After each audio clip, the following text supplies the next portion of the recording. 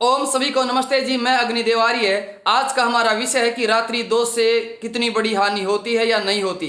आजकल नौजवान इतने भयभीत हो गए हैं, यदि किसी को रात्रि दोष हो जाए तो मानो ऐसा लगता है इसका पता नहीं क्या लुट गया है, इतना डर उसके अंदर हो गया है। तो आइए इस वीडियो से आपका डर दूर करने की कोशिश करते हैं और समझाने का प्रयास करते हैं। मैं सबसे पहले आपसे एक बात पूछता हूं, क्या हमारा मल मूत्र अनजाने में ही निकल जाता है या हम अपनी इच्छा से मल मूत्र का त्याग करते हैं? बताइए। जब हमारा मूत्राशय भर जाता है या मलाशय भर जाता है तो हम उसे निकालते हैं, शरीर अपने आप वो इच्छा पैदा कर देता है, अनजाने में ऐसे ही नहीं निकल जाता। अरे जब हमारी गंदगी तक अनजाने में नहीं निकलती है उसे हम अपनी इच्छा से निकालते हैं, क्या अनजाने में हमारे शरीर की जो अमूल्य धातु है, शरीर की शक्ति है, शरीर का खजाना है, वो क्या वो ऐसे अनजाने में निकल जाएगा? अरे परमात्मा ने शरीर बहुत जबरदस्त चीज बनाई हुई है, मल मूत्र अनजाने में नहीं निकल सकता। और आप कहते हो अनजाने में निकल गया, बहुत भारी नुकसान हो गया, ये हो गया, वो हो गया। वो क्या निकलता वो अगली वीडियो में मैं बताऊंगा आपको। तो इसलिए इस स्वप्न दोष से कोई बड़ी भारी हानि नहीं होती, और कितनी होती होगी मैं आपको वो भी बता देता हूं। देखिए, हमारा जो ये शरीर है परमात्मा ने बनाया है, और शरीर में एक आश्चर्यजनक जीवन शक्ति दी है परमात्मा ने। कैसे? यदि हमें कोई चोट लग जाए या हमें कोई रोग हो जाए तो वो जीवन शक्ति स्वयं इलाज कर लेती है। आप सोचते हो कि इलाज तो दवाइयां करती हैं, दवाइयां तो सिर्फ सहायता पहुंचाती हैं। कैसे? आपको कई बार लगा होगा कोई चोट लग जाती है और हमें पता तक नहीं लगता, और बाद में बस वो खून के दाग से पता लगता क्या हो गया, और देखते तब तक हमारी उस पर खुरुंड भी आया होता है, उस पर पपड़ी सी आई होती है, वो ठीक हो चुकी होती है लगभग। कुछ दिन पहले मैं भी सोनीपत में गया हुआ था, हमारे वो वायुदेव जी के घर वहां था। बोला जी अग्निदेव जी आपके कटी वस्त्र तो बड़े साफ रहते, दाग कैसे? मैंने कहा दाग? फिर मैंने देखा भाई तो खून के हैं। मुझे तो बोला क्या लग गया आपको? मैंने कहा मुझे तो कुछ नहीं लगा, और ये पता नहीं कहां से लग गए। लेकिन जब मैं गुरुकुल में तो आकर देखा, मेरे पाँव पर थोड़ी सी खरोंच लगी हुई थी, उसके वो खून के थे और मुझे पता तक नहीं लगा। और वो जो खरोंच लगी हुई थी उस पर तब तक खुरंड भी आ चुका था, पपड़ी भी आ चुकी थी। तो इसलिए रात्रि दोष मात्र इतना है थोड़ा सा खरोंच लग जाना, और ये जीवन शक्ति उसकी भरपाई कर लेती है।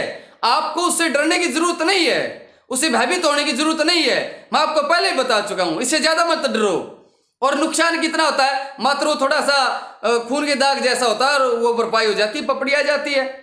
मैं आपको एक बात और बताना चाहता हूं, कोई सामान्य खरोंच निकल लगी, उससे सामान्य खून आया और उससे अपने आप खुरंड आ गया, हमें पता तक नहीं चला, तो इससे शरीर पर कोई भारी नुकसान नहीं होता। लेकिन जब कोई हम घायल होते हैं, कोई घाव होता है और हमें पता है घाव हो रहा है, मेरे घाव हो गया, और वो घाव भरने में भी समय लगता है, तो इसलिए स्वप्न दोष एक सामान्य खरोंच है जिसका घाव भर जाता है, बहुत आसानी से पपड़ी आ जाती है। लेकिन हस्त मैथुन वो घाव है जिसका आपको पता भी लगेगा, आप बिलखोगे, आपकी चीखें भी निकलेंगी, आपको दर्द भी होगा। इसलिए स्वप्न दोष से कोई हानि नहीं, हानि है तो हस्त मैथुन से है। हस्त मैथुन आपको खोखला कर देगा, खत्म कर देगा, स्वप्न दोष कुछ नहीं करता, मत डरो इससे। एक उदाहरण से मैं आपको और समझाने का प्रयास करता हूं। जैसे आपने दूध को गर्म किया और गर्म करने के बाद कुछ देर बाद रखते हैं, वो ठंडा होने लगता है, उस पर मलाई आ जाती है, तो आपने उस पर से मलाई उतार दी। मलाई उतारने के बाद भी वो क्या बचा है? दूध बचा, उसकी कोई ज्यादा शक्ति कम नहीं हुई है।